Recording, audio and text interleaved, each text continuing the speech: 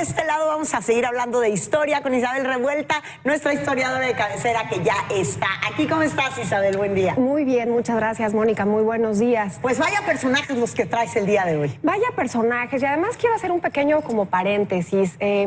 Estamos justamente conmemorando algo que pareciera nos genera muchísimo dolor, resquemor, nos divide a unos y a otros, y me parece increíble que 500 años después tengamos esta discusión bizantina, si quiénes fueron malos o quiénes fueron buenos.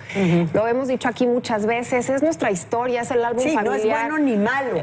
Es lo que de donde salimos. Claro, y además el hecho histórico es, y la reinterpretación siempre será sujeta de muchas versiones. Entonces, bueno, vayamos a ese hecho histórico, y ahora quise hablar de otros personajes que también tuvieron mucho que ver en esta caída de México Tenochtitlan, y son los tlaxcaltecas.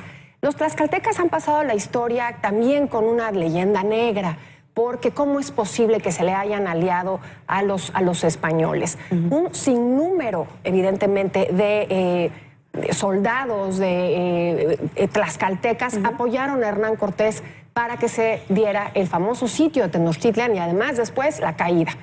¿Por qué? ¿Quiénes eran los tlaxcaltecas?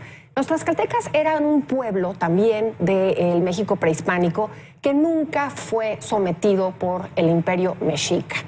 Durante todo el reinado de los mexicas, y en especial del abuelo de Moctezuma Xocoyotzin, fueron embatidos absolutamente por las fuerzas mexicas. Eran un pueblo que querían someter los mexicas a como diera lugar, eran muy importantes, tenían mucha población, y sin embargo nunca los someten. En 1515 hubo una gran batalla y salen victoriosos los tlaxcaltecas.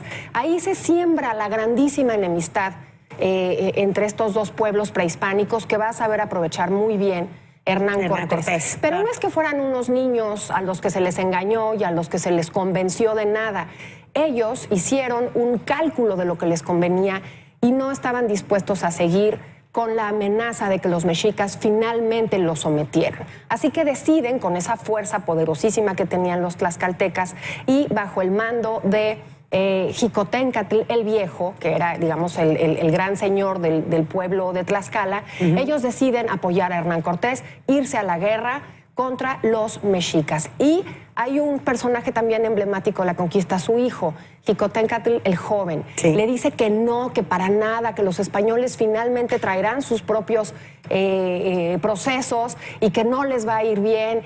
Bastante atinado Xicoténcatl el Joven. Sin embargo, participa, lo hace en la noche triste, está del lado de los españoles. Finalmente va a ser asesinado por los españoles, va a ser callada esta voz que se les ponía en contra. Pero ¿por qué los tlaxcaltecas deciden apoyar a los aztecas? Hay que leer las fuentes, hay que leer el destino trunco de este imperio mexica. No les convenía tener a esa amenaza latente que era el imperio mexica. Incluso un pueblo aliado de la Triple Alianza, Texcoco, a la hora de la verdad, digámosle así, sí traiciona a los mexicas, sí traiciona a este imperio mexica y decide hacerles la guerra. Entonces estamos hablando de guerras intestinas del México prehispánico, incluso antes de que llegara Hernán Cortés.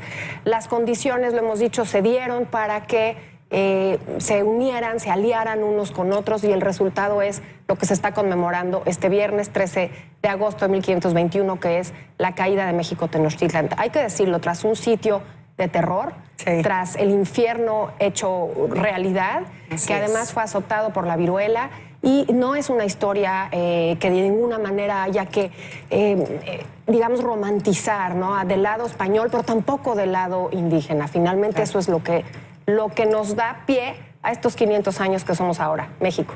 Pues ahí está. Gracias, Isabel. Como siempre, muy interesante. Muy buenos días.